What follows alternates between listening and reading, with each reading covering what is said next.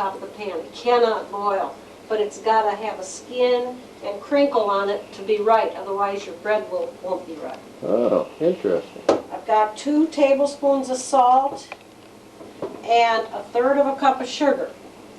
Now I take a couple tablespoons of the sugar and mix it with the yeast.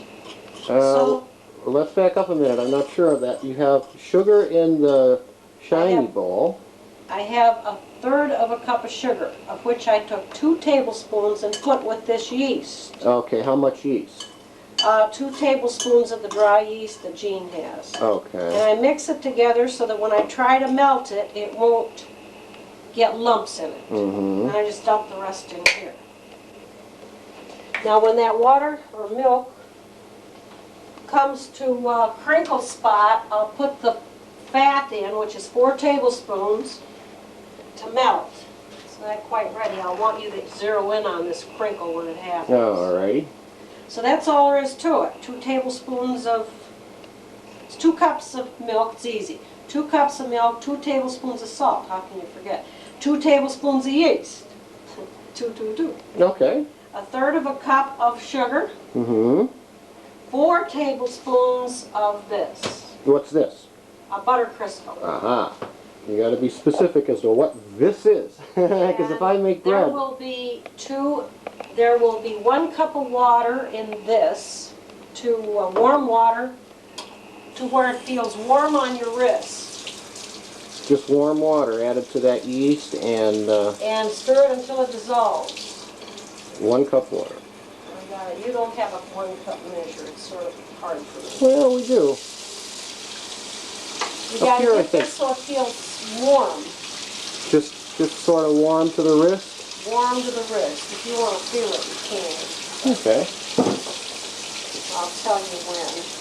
Right about there. Okay. So it just feels warm to the wrist. I'm sure we have a 1 cup Well, measuring thing. I got a half a cup here, so Here. I'll just use this twice. Okay. Okay. I got Now it. you put a cup in here and you just stir it until all that's dissolved. Mm-hmm. Let's. Don't want to do this too early. I'm counting on this over here getting done. Mm-hmm. Oh, it's kind of a timing thing, whereas you Yes. got to have the yeast just right when the milk is ready. You want the milk ready. You can get the milk ready and put it aside because it doesn't matter if the milk waits, but this can't wait. Because once it starts rising with the sugar, it will work itself out. Yeah. And you want it in here before it works itself out. So you have to dissolve it and let it start foaming, and that means it's working. And then you're ready to start mixing bread. So you can do all the rest and set it aside for half a day if you feel like it, but you've got to have this right. Yeah, okay. How's our milk coming along now? Well, it's just starting to crinkle. Come and look at it. Okay. And it'll start crinkling pretty fast. That's good. When it crinkles, you immediately put the Crisco in. I use butter Crisco because it has a better flavor. Or you can use butter. I have used butter. But this Okay. has less cholesterol. We'll come over here and have a look at our milk. I don't know. Can you see it crinkling? Yeah. No, Look. just now, yes. It's just starting to get a little bit of a skin on it. So you got it on what, a low temperature, a medium to low? I always like to put it medium-low and just wait for it. This can go so fast, and if it starts boiling, you've got to start over. Because boiling makes the bread tough. It makes fibers in it. And not boiling it enough will hurt the yeast, so you got to get the crinkle stage. Here we go. You know what we need is one of those island kitchens, you know, so you can kind of do it like Julia Childs. Well, I don't want to talk like Julia Childs. Yeah. I remember watching her with some beef, yeah, it was tripe, which is tongue, I guess. No, tripe is the stomach lining of it. Oh, well, she was picking it up and throwing it down on the counter and slamming it around and See these lumps? Huh? You've got to get these lumps out. You've got to dissolve all of it. Don't want any lumps in it. See these lumps? That's why I put sugar in it, because the whole thing would be one big globby lump if I didn't. It'll do that to you.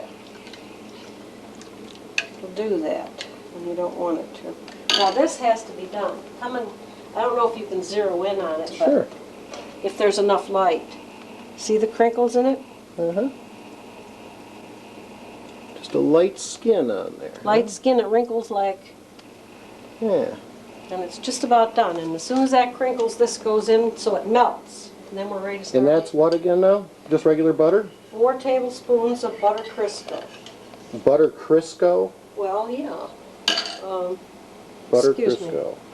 I guess I put it away. Here it is. Hey, Doug. Gene knows. Butter Crisco. You want the size of my foot, huh? Okay. Okay, now it's crinkled enough. Okay. Let's take a quick look at that. See it? Got a little skin on it. You don't want to break that skin off either, huh? Oh, no. All you do now, it's crinkled. See, it's crinkled on the whole thing. Yeah. Then just throw that in there and take it off and let it melt. Okay. Or you can leave it on in here. It doesn't matter because you got to turn it off right away. And as soon as that melts and you put it in here, and this, see it's starting to bubble? This is almost ready to go in. So we're timing here pretty well. Okay. You don't want one ahead of the other.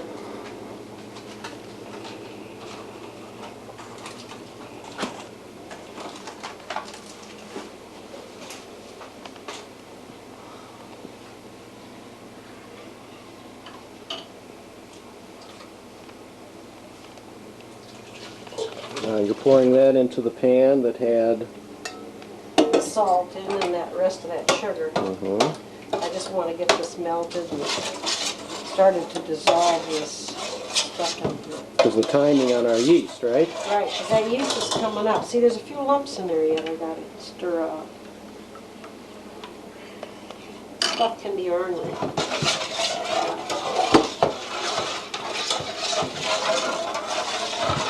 See, this is melting pretty good. Got to get that all melted. And when it's all melted, I want 2½ cups of cold water to cool that down.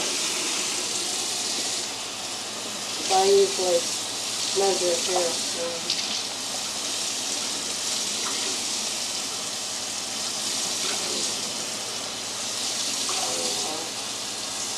5½ cups. And as soon as this is melted, you pour the cold in because too hot will kill the yeast. It's supposed to be the After the butter's melted, then we pour in that cool water, 1.5 cups of cool water. 2 cups of I'm sorry, 2½ cups of cold water to chill that solution before we add the yeast, right? Right. Okay. Yeah, so, Almost a science, huh? yeah, it's almost dissolved. Well, all of these things are a little important, but the most important part is when you get this done is beating it. Everybody makes bread and they can't get the bread right and they keep asking. It's the beating it when we put it together. More than kneading even. Okay, I put the cold water. Now see, it's about the same temperature as that was, which is fine. Okay. Now this is all foamy. That means it's ready. Mix that into there.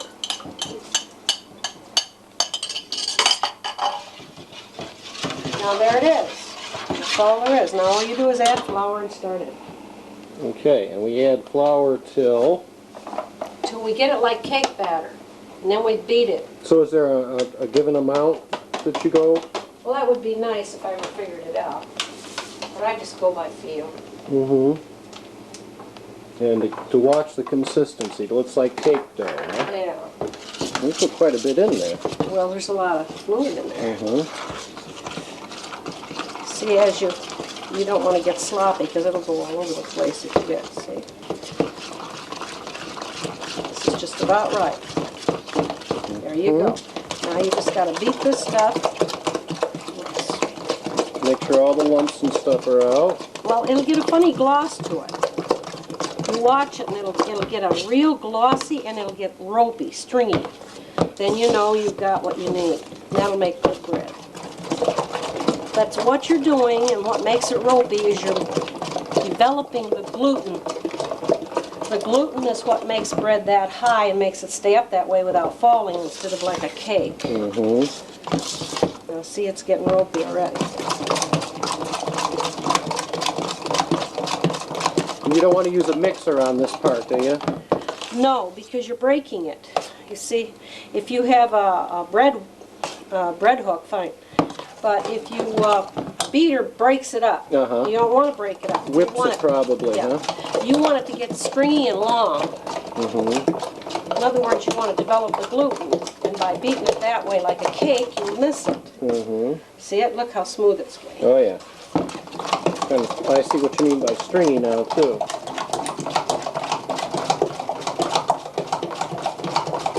You can turn it off till I get the thing. You gotta whip it quite a while, okay. Well, the more you whip it here, the better your bread. Yeah? Otherwise, you've got to sit here and knead it, and knead it, and knead it, and knead it, and that's disgusting. Why should you? So here's where you stop it from doing it. And everyone I've ever taught this to has never had anything but good bread. Because the recipes always tell you, put all your flour in and knead it for 10 minutes, 15 minutes. Yeah. Don't do that. Not necessary, huh? Not if you do this. Now your bread hook that you gave me for Christmas does this for me. Does it? Yeah. Not completely, but almost. Better off with a spoon and just getting down with the old muscles, huh? Now look how Breaking a sweat. Yeah, look how smooth that is. We can't imagine the forearm you get from this. Oh yeah. See it?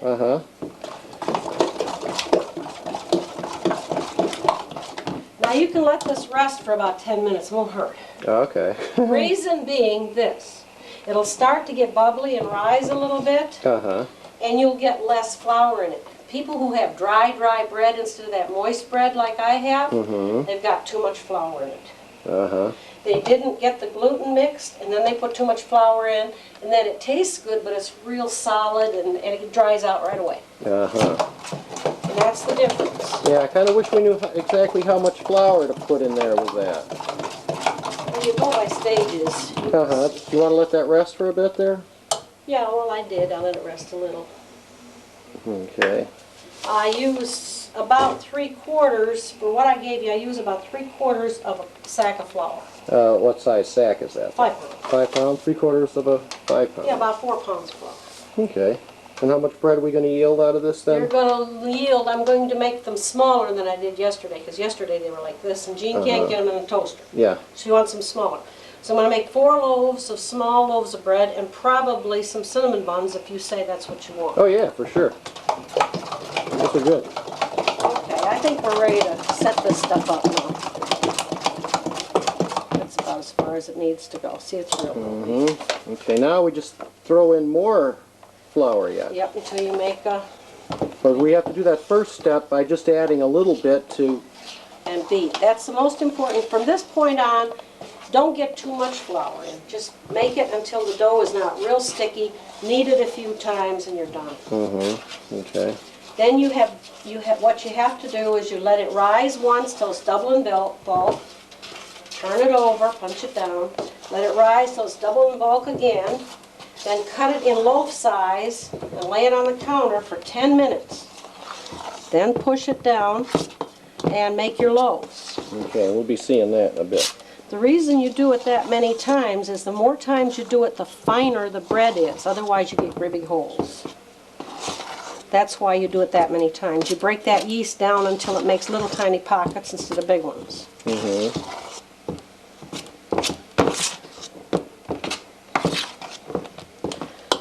Now what I do, I get a chair and get it down to my size. I can't handle it. My arm's not strong enough up there. Here's what I do. Oh, and put it on the chair and then get down on it that way, huh? That's right. Otherwise, see, now it's down where I can handle it without hurting me. A lot easier to deal with, huh?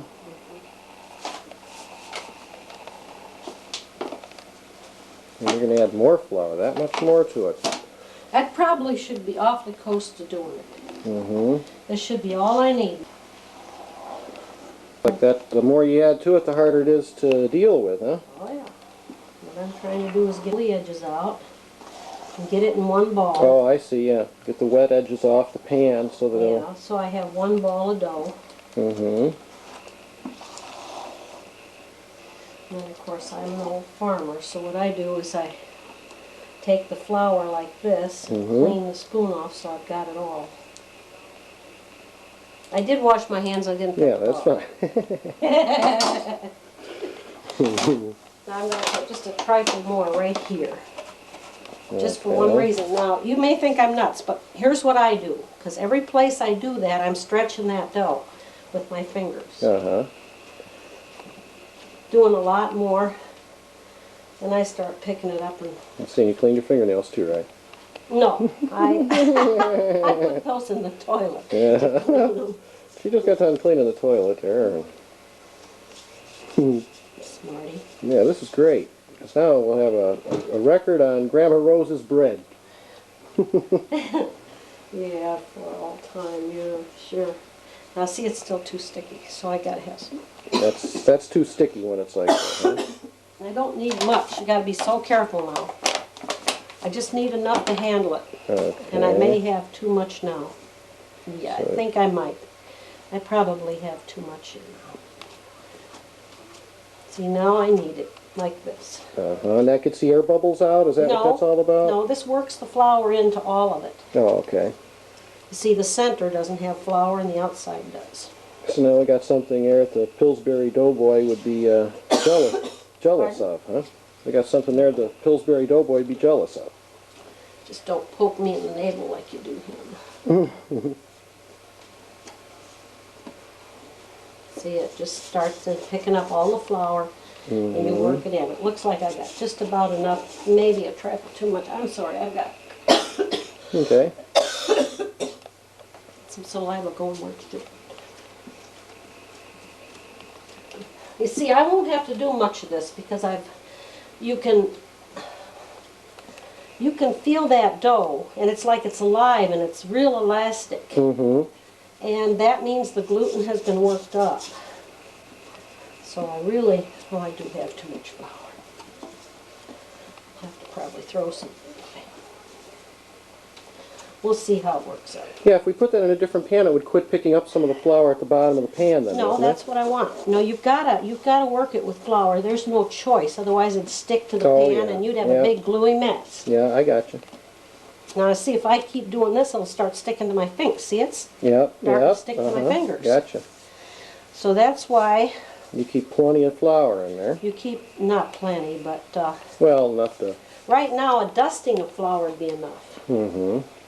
But I'm in this pan. This is a terrible pan to work in for bread. Yeah. What's the preferred pan? Something bigger? Well, scoop side and big. Yeah. Mm-hmm. See, this is all little pieces of bread even in there. Mm-hmm. See, it's starting to fight back with you. That means it's got almost enough flour in it. You get to feel it. It feels like sort of smooth satin and kind of alive, like it, see, it wants to come back at you. Okay, yeah. Sort of springy. Right. Instead of a dead putty Instead feel. Yeah, instead of just like a piece of paint or a piece of putty or whatever, yeah. Mm-hmm. Or a glob of mud. Now I'm going to do it on this side. Just flip it over. Do it once like this, turn it inside itself, and then I'm going to stop. See how it's stuck to me there? Yep, yeah. So you see, I can still put a little more flour in there. So the object then is to kind of eliminate any sticky spots, huh? Well, real sticky spots. Yeah. You know, if it is sticky, that's how you get your bought bread. They make it what they call batter bread. It's just like cake dough, Mm-hmm. and they throw it in the pan. And it doesn't have, that's why it's so light, and when you put it together you get a piece of squish. Mm-hmm. Because there's no substance to it. But this has so much flour in it, it has substance. Now look, we're almost using all that flour. We may do that. Now it's not sticking to me. It's not sticking to me now, so Good. I can stop. So then that's pretty much a done deal then, huh? Done deal. All I'm going to do is make sure it's turned in now. Okay. Turned in. Well, Take the outside and put it inward, Yeah. or just sort of like this now. Roll it in.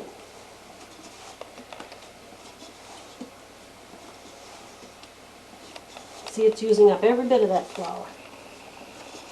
See that? mm-hmm. But see, now you can put your hand on it like this and it doesn't stick. Yeah. And actually, I don't want any more of that flour in there. Okay. So what I'm going to do is dump this out. All It's right. getting too much. Okay, and you're done with the chair then? No, No. I'm just going to finish off here a minute. I just didn't want any more flour in it. So a little more kneading there, huh? Not much.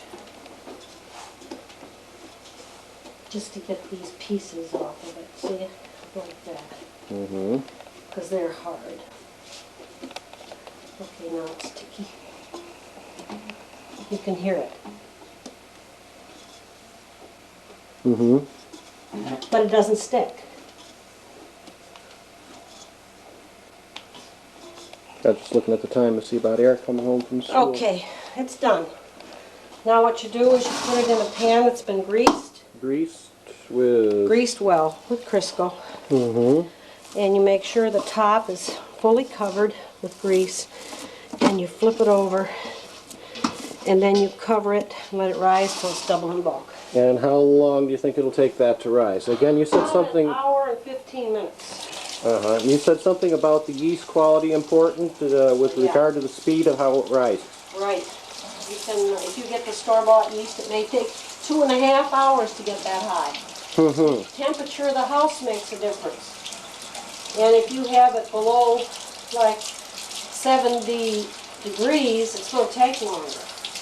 Yeah. Because heat and moisture makes that grow. The yeast take effect better, huh? Right.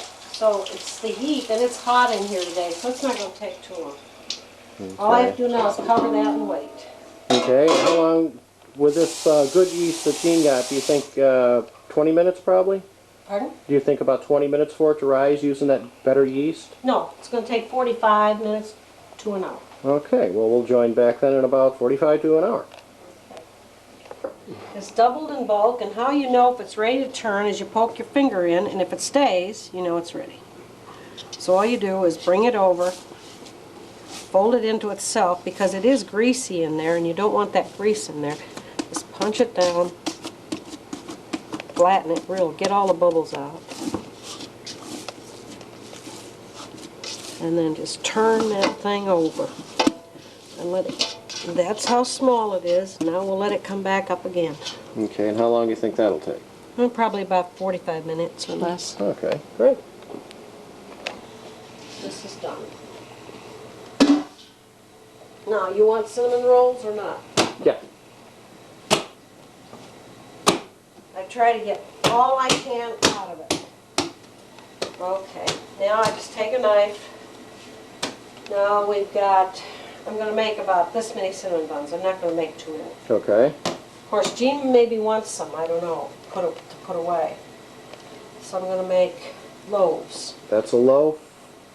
That's a loaf. And that's a loaf. Okay. Make them as equal as you can. Okay. Now this one looks, well, I was going to make 4, wasn't I? Make them smaller. Okay. Stand 10 minutes. Okay. Then we'll mold So it once out. we put those out, just let them set for about 10 minutes before Then- we mold them into Loaves. loaves, I see. Okay? Okay. Sugar red cinnamon rolls, after the first rising, you take the dough off and make the cinnamon rolls at that point in time, because after you make them, you have to let them rise, and then they bake while you're on the loaf rising of the bread. Mm-hmm. Now what I'm doing is trying to get all the air bubbles out of it I can,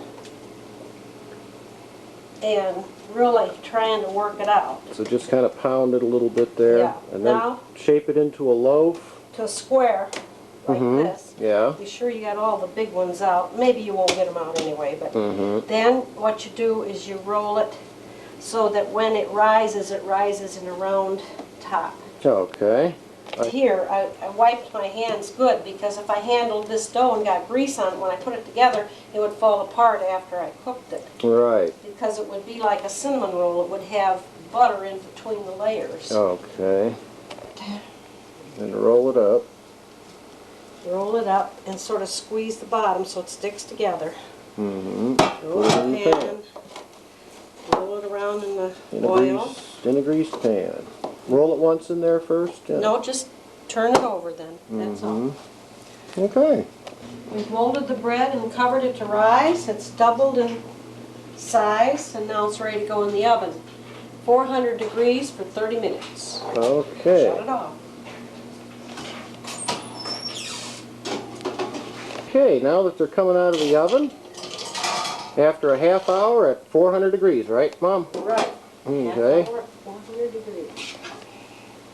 And this is the finished product.